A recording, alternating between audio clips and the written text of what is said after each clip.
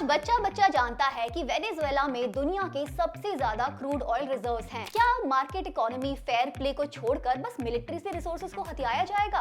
अब IMF का data कह रहा है कि वेनेजुएला की GDP -3% होने जा रही है। ये तो ऐसा ही है कि आप किसी की जीभ काट दो और कहो कि देखो ये तो बोलता ही नहीं। पहले विकास का एक पहिया चलता था, अब विकास का बुलडोजर लोगों पर चल रहा है।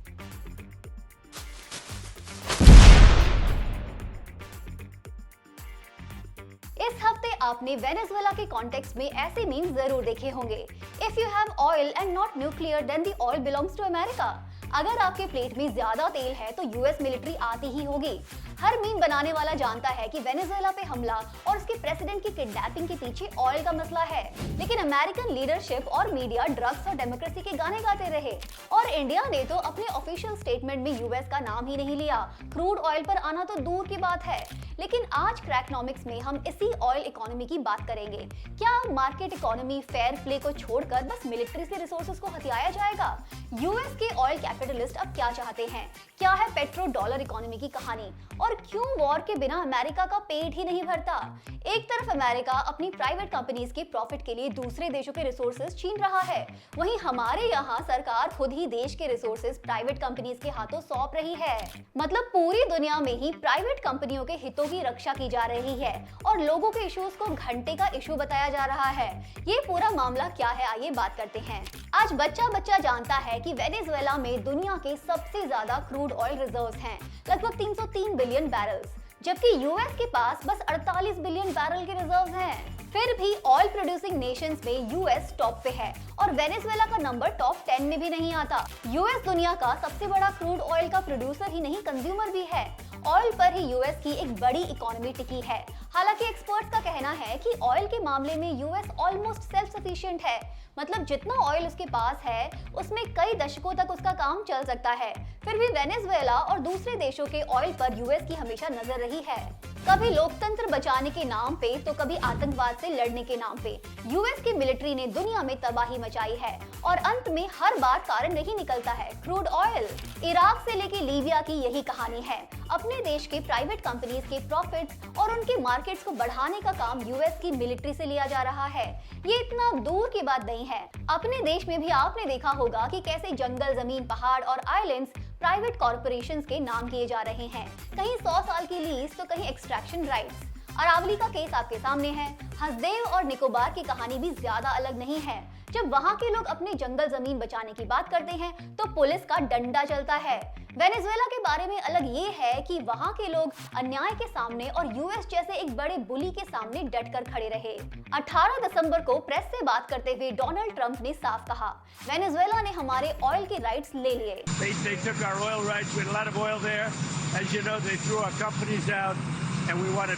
मतलब किसी देश का अपने रिसोर्सेज को बचाने का स्ट्रगल उन्हें मंजूर ही नहीं है। 1970s में वेनेजुएला हर दिन 3.5 मिलियन बैरल्स तेल प्रोड्यूस कर रहा था, जो उस वक्त ग्लोबल प्रोडक्शन का 7% था। लेकिन उसका फायदा वेनेजुएला को और उसके लोगों को मिलने के बजाय यूएस की कंपनियों को जा रहा था। ये चार्ट देखिए, 1950s, 60s और 70s में वेनेजुएला की इनकम का एक बड़ा हिस्सा यूएस कंपनीज के शेयर होल्डर्स को जा रहा था और वेनेजुएला में भयानक इनइक्वालिटी थी। 1970s में पहली बार वेनेजुएला ने अपनी ऑयल इंडस्ट्री को नेशनलाइज किया और एक स्टेट ओन्ड कंपनी बनाई, पेट्रोलियोस दी वेनेजुएला एसए या PDVSA। लेकिन ऑयल और पॉलिसीज का कंट्रोल कुछ ही अमीर लोगों के हाथों में था, जिनका विदेशी कंपनियों के साथ गठजोड़ था। PDVSA के कॉन्ट्रैक्ट्स अमेरिकन कंपनीज जैसे शेवरॉन, एक्सन मोबिल, कोनोकोफिलिप्स और यूरोपियन कंपनीज जैसे शेल, टोटल और BP को जाने लगे। एक बार फिर वही कॉन्ट्रैक्ट्स नए, पर मुनाफे का डायरेक्शन वही पुराना। मतलब वेनेजुएला के ऑयल सेक्टर में फॉरेन कंपनीज के लिए खुली छूट चलती रही। एक तरफ IMF के ऑस्टेरिटी रिफॉर्म्स इंप्लीमेंट हुए और दूसरी तरफ यूएस गवर्नमेंट वेनेजुएला पर लगातार सैंक्शंस लगाती रही। वेनेजुएला के लोगों पर ट्रैवल बैन और उनके एसेट्स को फ्रीज किया गया। वेनेजुएला से ऑयल के इंपोर्ट पर बैन और दूसरे देश जो वहां से इंपोर्ट करते हैं उन पर भी 25% एक्स्ट्रा टैरिफ। ऑयल प्रोडक्शन में इस्तेमाल होने वाले नेफ्ता को भी सैंक्शन किया गया। वेनेजुएला से ऑयल लेकर निकलने वाले टैंकर्स को भी सैंक्शन किया गया।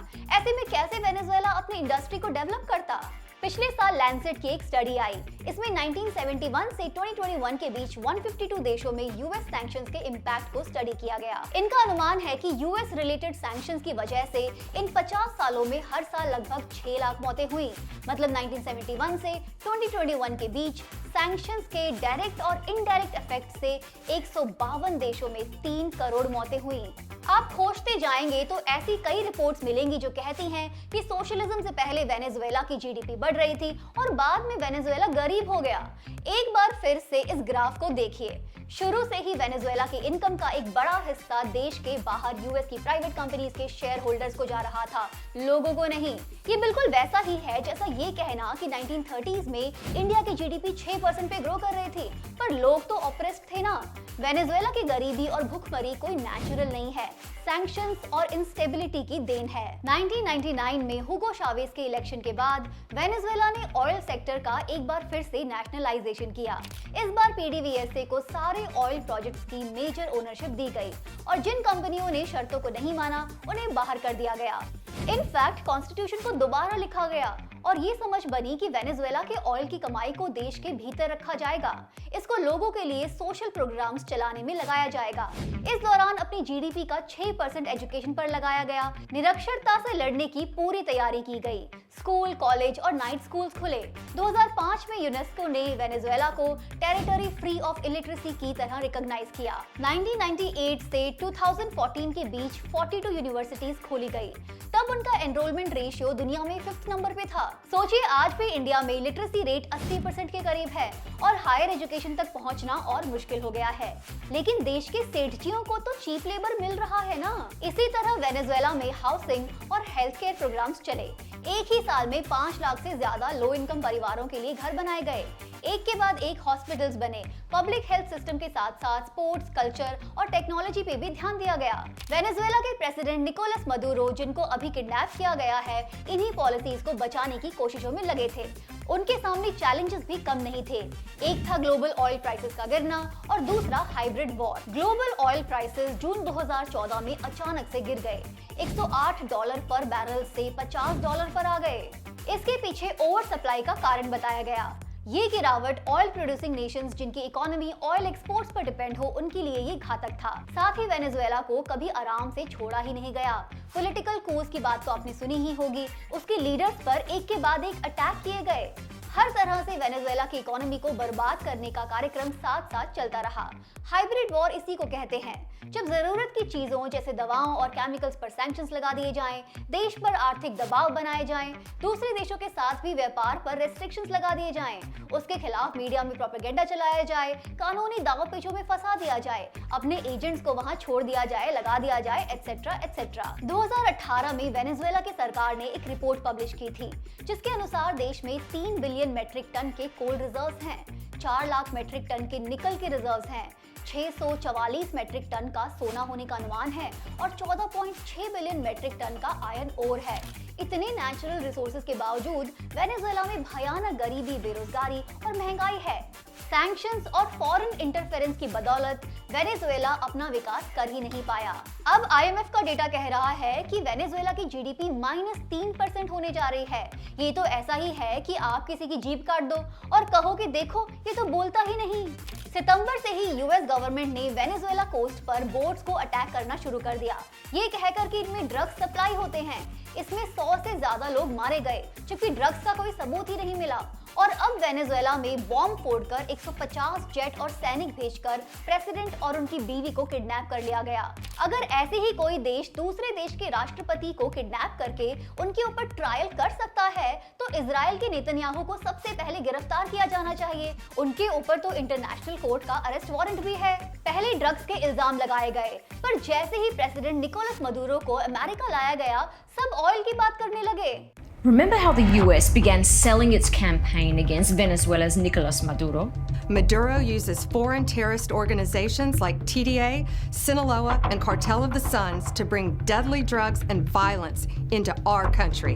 Stop sending drugs into the United States. They load the boats up with drugs. The United States will impose and enforce sanctions to the maximum extent to deprive Maduro of the resources he uses to fund Cartel de los Soles.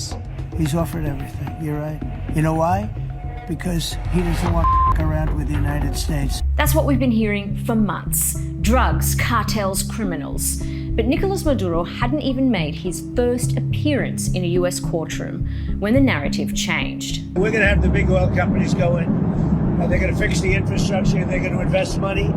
They have the largest oil reserves on the planet. They have unbelievable riches. You cannot continue to have the largest energy reserves in the world under the control of adversaries of the United States. Ta-da! US के aggression के बावजूद president Maduro piece की बात करते रहे। उनका एक speech no war just peace इतना पॉपुलर हुआ कि उस पर गाना बन गया। Decirle al pueblo de Estados Unidos, no a la guerra. No queremos una guerra en el Caribe ni en Sudamérica. No. Not war. Yes, peace. No a la guerra loca. No crazy war. No. ¿Cómo se dice en inglés? Please, please, please. Yes, peace. Listen to me. Yes, peace. Peace forever. Peace forever. Peace forever. Gas कीजिए आज Venezuela के साथ सबसे ज्यादा व्यापार कौन करता है? जी हाँ, चाइना। सैंक्शंस की परवाह किए बगैर चाइना ने वेनेजुएला के साथ व्यापार के तरीके निकाले। साल 2000 से 2023 के बीच चाइना ने वेनेजुएला में $100 बिलियन का इन्वेस्टमेंट किया है। ये इन्वेस्टमेंट क्रूशियल इंफ्रास्ट्रक्चर जैसे कि रेलवेज, पावर प्लांट लगाने वगैरह में किया गया। इसके बदले वेनेजुएला चाइना को तेल देता है। पिछले साल वेनेजुएला का 80% तेल चाइना को एक्सपोर्ट किया गया। सिर्फ वेनेजुएला ही नहीं, आज पूरे लैटिन अमेरिका का सबसे बड़ा ट्रेडिंग पार्टनर चाइना ही है।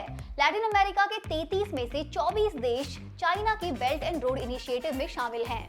अब इन देशों में चाइना क्रूशियल इंफ्रास्ट्रक्चर और रिन्यूएबल एनर्जी प्रोजेक्ट्स लगा रहा है। एक्सपर्ट्स का कहना है कि यूएस का वेनेजुएला पे अटैक बस वेनेजुएला पे नहीं बल्कि चाइना के बढ़ते इन्फ्लुएंस पर भी है। ट्रंप चाइना का रोल हजम ही नहीं कर पा रहे। पिछले दिनों उन्होंने एक हांगकांग बेस्ड कंपनी के पनामा कैनल पर बने 2 मेजर पोर्ट्स को मजबूर किया। इनको अमेरिकन कंपनी ब्लैक रॉक को बेच दिया गया। ऐसे ही दूसरे लैटिन अमेरिकन देशों पर भी लगातार ट्रंप रोक जमाते दिख रहे हैं। साथ ही आपको पेट्रो डॉलर की इकोनॉमिक्स भी समझ लेनी चाहिए। मिड 1970s में यूएस और सऊदी अरेबिया के बीच एक करार हुआ था कि ग्लोबली ऑयल की सेल और परचेज यूएस डॉलर में होगी। इससे यूएस डॉलर की डिमांड बढ़ गई क्योंकि ज्यादातर देशों को अपनी फ्यूल नीड्स के लिए तेल खरीदना ही पड़ता है और उसके लिए उन्हें चाहिए डॉलर्स। लेकिन आज दुनिया बहुत बदल चुकी है। आज ब्रिक्स के देश ग्लोबल इकोनॉमी में 40% हिस्सा रखते हैं। डॉलर से दूर जाने और दूसरी करेंसीज को अपनाने की बातें चल रही हैं। ऐसा अनुमान है कि 20% क्रूड ऑयल ट्रेड अब दूसरी करेंसीज जैसे कि यूरो और चाइनीज युआन में हो रहा है। ऑफ कोर्स विश्वगुरु नेशन अपने दोस्त को खुश करने के लिए डी-डॉलराइजेशन पे कुछ नहीं कह रहा। भारी सैंक्शंस का सामना करते हुए वेनेजुएला ने भी यूएस फाइनेंशियल सिस्टम को बाईपास करते हुए युआन, यूरोज और डिजिटल एसेट्स में पेमेंट्स लेना शुरू किया। बस यही बात अमेरिका को हजम नहीं हुई। अगर सभी देश उसके डॉलर को छोड़कर दूसरी करेंसीज को अपना लेंगे तो डॉलर की क्या वैल्यू रह जाएगी? अब तक पेट्रो डॉलर के दम पर यूएस का फाइनेंशियल मार्केट्स में इन्फ्लुएंस है। ये दबदबा कम हो गया तो अमेरिका को पूछेगा कौन? वेनेजुएला पहला तेल वाला देश नहीं है जहां यूएस ने पेट्रो डॉलर और अपने इंटरेस्ट को सुनिश्चित करने के लिए अटैक्स किए हों। वेपन्स ऑफ मास डिस्ट्रक्शन के नाम पर भी इराक और अफगानिस्तान के देशों को कुचला जा चुका है, पर 8 साल युद्ध और 6 लाख मौतों के बाद भी कुछ नहीं मिला। साल 2000 में इराक के सद्दाम हुसैन ने अनाउंस किया था कि वो अपने देश का तेल यूएन के ऑयल फॉर फूड प्रोग्राम के तहत यूरो में बेचेंगे। फिर 2003 में आतंकवाद से रक्षा के नाम पर यूएस ने इराक को तबाह कर दिया। तब से लेकर अब तक इराक के तेल का सारा मुनाफा यूएस कमाता है। इराक की सरकार अपने ही पैसे के लिए यूएस ट्रेजरी को रिक्वेस्ट करती है, तब पैसा आता है। हर महीने यूएस डॉलर के बंडल प्लेन से बगदाद आते हैं। इससे इराक की 4.5 करोड़ जनसंख्या की बेसिक जरूरतों को पूरा किया जाता है। ऊपर से इराक पर सैंक्शंस भी हैं। कभी भी फंड्स को कम किया जा सकता है और जनता को भूखा मारा जा सकता है। और लोग सोचते हैं कि अब तो इराक में डेमोक्रेसी है, फिर भी लोग गरीब क्यों हैं? अगर अमेरिका के चले तो सारी दुनिया के देशों को वो ऐसे ही अपने कब्जे में लेकर रखें। 2011 में लीबिया में भी यही हुआ था।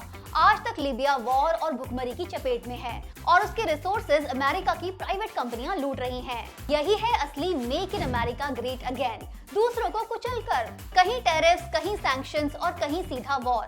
मकसद दुनिया के ऑयल और फाइनेंशियल मार्केट पे कंट्रोल।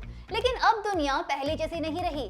बहुत सारे देश वेनेजुएला के साथ खड़े हैं। वेनेजुएला के लोग अमेरिका के खिलाफ सड़कों पर हैं, अपने प्रेसिडेंट को वापस करने की डिमांड कर रहे हैं। अमेरिका में भी इस अनलॉफुल किडनैपिंग के खिलाफ प्रोटेस्ट हो रहे हैं। ओह हाँ, बाय द वे, एक वॉर रुकवाने वाला विश्व गुरु देश भी है जिसने इस मौके पर चुप रहना ही ठीक समझा। और मिनिस्ट्री ऑफ एक्सटर्नल अफेयर्स ने जो प्रेस स्टेटमेंट जारी किया था उसमें यूएस का नाम तक नहीं लिया गया। ये मत भूलिए कि अब भी इंडिया पर सब देशों से ज्यादा 50% टैरिफ लगा हुआ है। रशिया से सस्ते तेल को कम करके हमने यूएस से ज्यादा तेल लेना शुरू कर दिया है।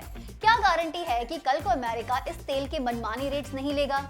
क्यों हम ऐसे देश पर अपनी डिपेंडेंसी बढ़ा रहे हैं जो पहले ही इतने देशों पर अपनी धौंस जमा रहा है? इंटरनेशनल रूल बेस्ड ऑर्डर को सपोर्ट करना हर देश की जिम्मेदारी है। क्या हम बस एक बुली के पिछलग्गू बनकर रहना चाहते हैं? ठीक है, ये सब तो वेनेजुएला में हो रहा है ना, हमें क्या? हो क्या रहा है ये ठीक से समझना चाहिए।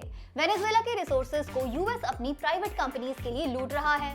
हमारे यहाँ भी प्राइवेट कंपनीज को प्राइवेट प्रॉफिट कमाने के लिए नेचुरल रिसोर्सेज बांटे जा रहे हैं। अरावली, निकोबार, हसदेव की जंगल, बिहार की जमीन, हमारे पोर्ट्स, एयरपोर्ट्स सब प्राइवेट लोगों के हाथों में इतनी तेजी से सौंपे जा रहे हैं कि हम ठीक से किसी एक पर बात भी नहीं कर सकते। पहले विकास का एक पहिया चलता था, अब विकास का बुलडोजर लोगों पर चल रहा है। वेनेजुएला से हमें सीखना चाहिए कि एटलीस्ट हम अपने देश के हित के साथ खड़े हों। मान लीजिए कि कल को ट्रंप हमसे हसदेव के जंगल या गोवा की कोस्टलाइन मांग लेंगे, तो क्या हम उनको खुश करने के लिए दे देंगे? इस हफ्ते इतना ही। Thank you for watching Cracknomics. मिलते हैं अगले हफ्ते टू क्रैक मोर इकोनॉमिक्स।